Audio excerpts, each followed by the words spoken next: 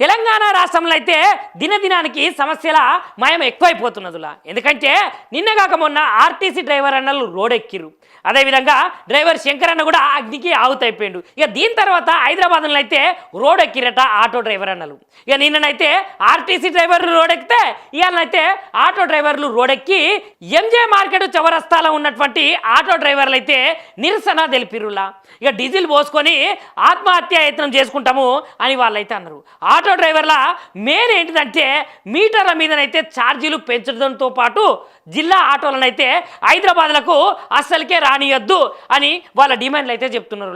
మరి చూడాలి ఏమవుతుందో ఎంతకైతుందో ఈ నిరసన. మాకు చాలా ఇబ్బంది అవుతుంది. వాళ్ళది 2.5 లక్షల ఆటో, మాది 5.5 లక్షల ఆటో. న్యాయం ఎక్కడ? వాళ్ళకు పర్మిట్ లేదు. డిస్ట్రిక్ట్ ఆటోలో హైదరాబాద్ రావడానికి కారణం ఎవరు? సీఎం. వాడు పిచ్చాడు సీఎం. ఎందుకట్లా? వాడు ఏమంటుండు, డిస్ట్రిక్ట్ లో నుంచి గెలిచిండు కదా, దానికోసమని వాడు వాళ్ళకు రమ్మంటుండు. సిటీలో గెలవలేదని ఇట్లా చేస్తున్నాడు. అట్లా అంటే ఇప్పుడు సిటీ ఆటోలు ఎక్కువైపోయినాయి. అటు మహాలక్ష్మి పథకం అని పెట్టి ఫ్రీ బస్ పెట్టిండు. మీ ఆటోల ఇంటి పరిస్థితి ఏంది? ఏమన్నా ఈఎంఐలు వెళ్తలేవు, స్కూల్ ఫీజులు వెళ్తలేవు, చాలా పరేషాన్ ఉన్నాం మేము. ఏం మాకు ఇట్లా అయిపోయిందంటే బతకాలంటే చాలా ఘోరం అయిపోయింది మా పరిస్థితి. ఈ డిస్ట్రిక్ట్ వాళ్ళు వచ్చి చాలా ఇబ్బంది చేస్తారు. ఇంకొకటి వైట్ ప్లేట్ బైక్ టాక్సీ నడుస్తుంది, ఇంకా పోయింది.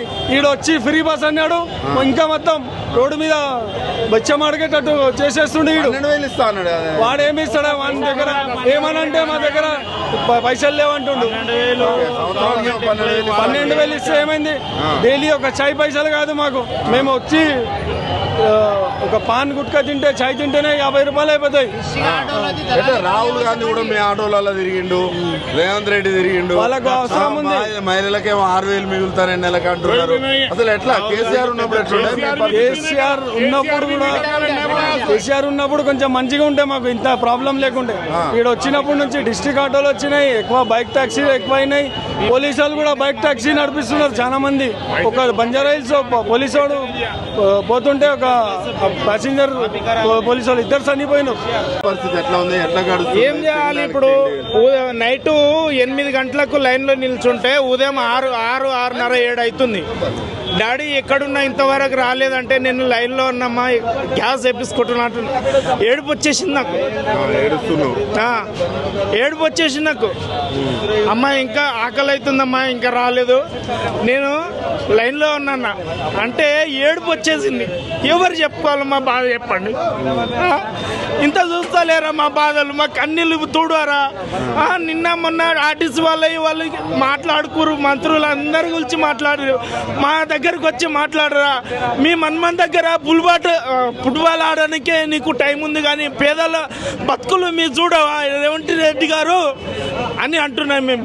ఆటో వాళ్ళ పరిస్థితి ఏంది అసలు? మా ఆటో వాళ్ళ పరిస్థితి ఏముందంటే, డిస్ట్రిక్ట్ ఆటోలు ఔటర్ రింగ్ రోడ్ లోపలికి రావద్దని మీరే చెప్పారు. మళ్ళీ మీరే మీ పోలీసు వాళ్ళు, మీ డిపార్ట్మెంట్ ఏం చేస్తుందో అర్థమైతలేదు. కానీ ఇక్కడ వేల కొద్దిగా మొత్తం డిస్ట్రిక్ట్ ఆటోలే నడుస్తున్నాయి.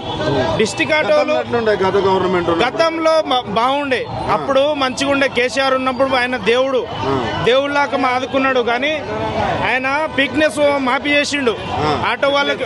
పీక్నెస్ నాది స్వయంగా 35,000 నాది మాఫీ అయింది కేసీఆర్ ప్రభుత్వంలో. 35,000. నేను బంగారం, మా భార్యది బంగారం కూదబెట్టుకొని పైసలు తెచ్చిన కట్టడానికి. ఒకసారి అన్నాడు కేసీఆర్ ఒక్క వారం ఆగు, కేసీఆర్ మాఫ్ చేస్తున్నా అంటే నేను ఎంతో సంతోషం పడ్డా.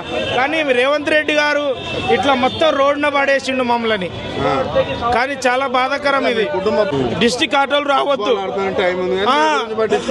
వాళ్ళ మన్మన్కి ఫుట్బాల్ ఆడుకోనికే పార్కు కట్టించుకుండు, కానీ ఆ ఆటలు ఆడుకోనికే ఎగిరెగిరి ఆటలు ఆడుకోనికి వస్తుంది. కానీ సంవత్సరానికి 12,000 మాకైతే వద్దు.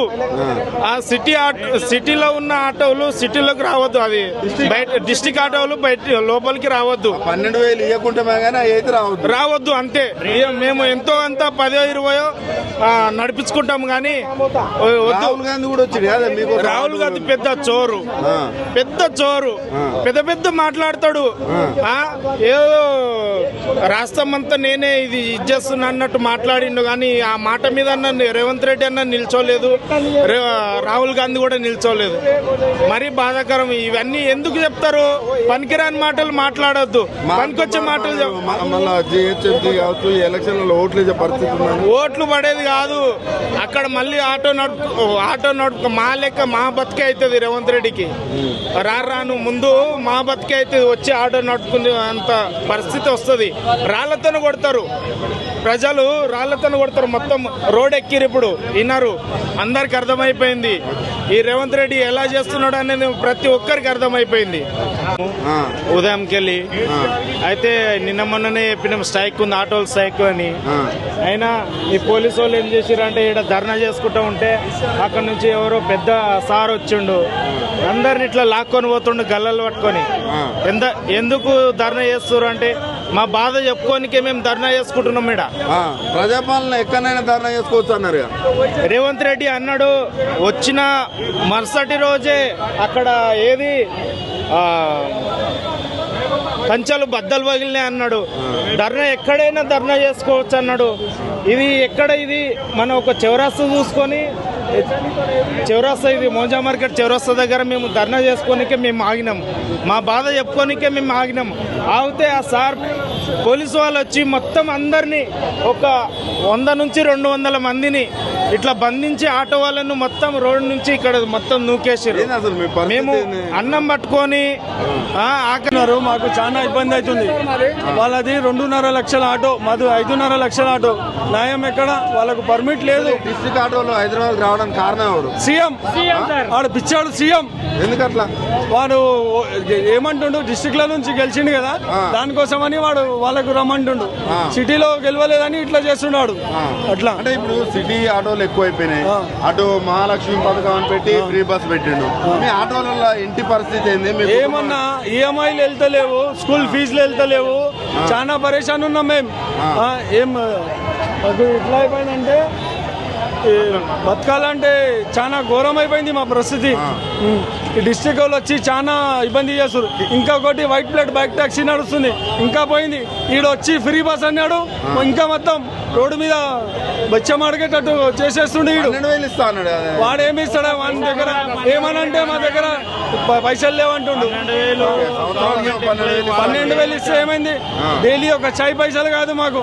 మేము వచ్చి ఒక పాన్ గుట్కా తింటే, చాయ్ తింటేనే 50 రూపాయలు అయిపోతాయి. రాహుల్ గాంధీ కూడా మీ ఆటోలలో తిరిగిండు, రేవంత్ రెడ్డి తిరిగిండు. వాళ్ళకు అవసరం ఉంది. మహిళలకేమో 6,000 మిగులుతారు నెలకు అంటున్నారు. అసలు ఎట్లా? కేసీఆర్ ఉన్నప్పుడు కేసీఆర్ ఉన్నప్పుడు కొంచెం మంచిగా ఉంటే మాకు ఇంత ప్రాబ్లం లేకుంటే. ఇక్కడ వచ్చినప్పటి నుంచి డిస్ట్రిక్ట్ ఆటోలు వచ్చినాయి, ఎక్కువ బైక్ టాక్సీలు ఎక్కువ అయినాయి. పోలీసు వాళ్ళు కూడా బైక్ టాక్సీ నడిపిస్తున్నారు చాలా మంది. ఒక బంజారా హిల్స్ పోలీసు వాడు పోతుంటే ఒక ప్యాసింజర్ పోలీసు వాళ్ళు ఇద్దరు చనిపోయినారు. ఎట్లా ఉన్నారు మీ ఆటో వాళ్ళ పరిస్థితి? కాంగ్రెస్ వచ్చిన తర్వాత చాలా దారుణం ఉందన్న. కాంగ్రెస్ వచ్చినప్పటి నుంచి, కేసీఆర్ ఉన్నప్పుడైనా బాగుంది మాకు. ఒకప్పుడు కాంగ్రెస్ వచ్చింది, హామీలు ఇచ్చింది, ఉత్త హామీలే ఇవ్వడం వరకే, చేయడం అమలు చేయడం ఏమీ లేవు.